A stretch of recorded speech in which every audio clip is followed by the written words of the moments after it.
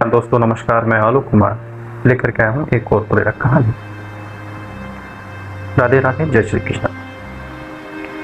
हौसलों के तकस में कोशिशों का वो तीर जिंदा रखो, चाहे हार जाओ सारी जिंदगी, पर जीतने की उम्मीद जिंदा रखो। जी हाँ, इन्हीं खूबसूरत लाइनों के साथ हम कहानी शुरू करते हैं आज एक माँ बेटे के प्रेम की कहानी। यह एक सत्य घटना पर आधारित कहानी है जो महाराष्ट्र के एक छोटे से गांव में से शुरू होती।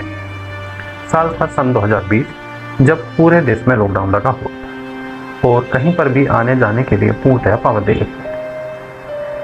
उसी एक गांव में एक महिला रहती थी जो विधवा थी।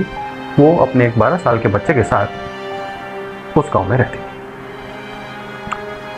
उसका बच्चा कुछ ऐसी गंभीर बीमारी से जूझ रहा था जिसके लिए दवाइयां निरंतर उपलब्ध होना अति आवश्यक था।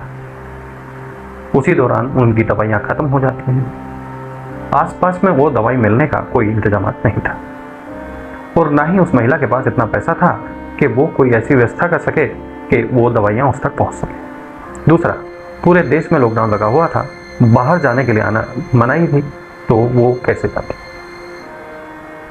लेकिन दवाइयों का होना बहुत जरूरी था। उस महिला के घर पे एक टूटी फूटी पुरानी साइकिल पड़ी थी। अगले दिन सुबह उसने वो साइकिल निकाली, उस पर अपने बच्चे को बैठाया और चल दी बच्चे के लिए उचित चिकित्सा संबंधी दवाइयों का व्यवस्था करने के। देखिए, बड़ी ही विचित्र बात है कि वो जो अस्पताल में उनको जाना था, वो अस्पताल लगभग 150 किलोमीटर दूर था उनके गांव से। बहुत सारे लोगों ने समझाया, बहुत सारे लोगों ने कहा कि भाई अभी लॉकडाउन लगा हुआ है, आप कैसे जाओगे, पूरा रास्ता खराब है, ऊबड़ खाबड़ पहाड़ियाँ हैं, आप उनसे होते हुए कैसे जाओगे। लेकिन माँ तो माँ उठी नहीं, तो वो नहीं मानी और चल दी। साइकिल को लेकर के बेटे को पीछे बैठाया और वो तपती कड़कती धूप में ऊबड़ खाबड़ रास्तों से होती हुई चलती रही।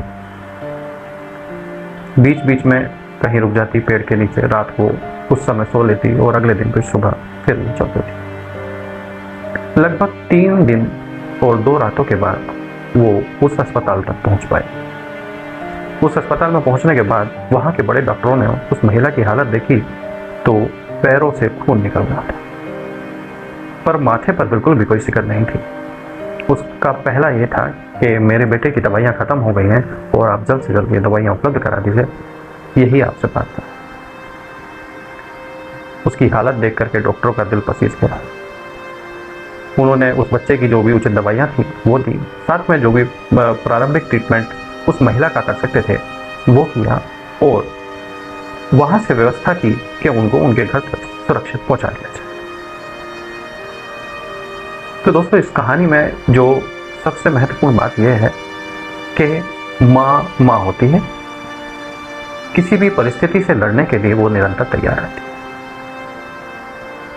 उसके प्रेम के आगे सारी कठिनाइयाँ, सब कुछ ठहर जाता है, थम जाता है और हार जाते हैं। तो चाहे कितना बड़ा पहाड़ हो, चाहे तूफान आए या आंधी आए, माँ का आंचल एक ऐसा है जो आपको हर चीज से ढक लेता है।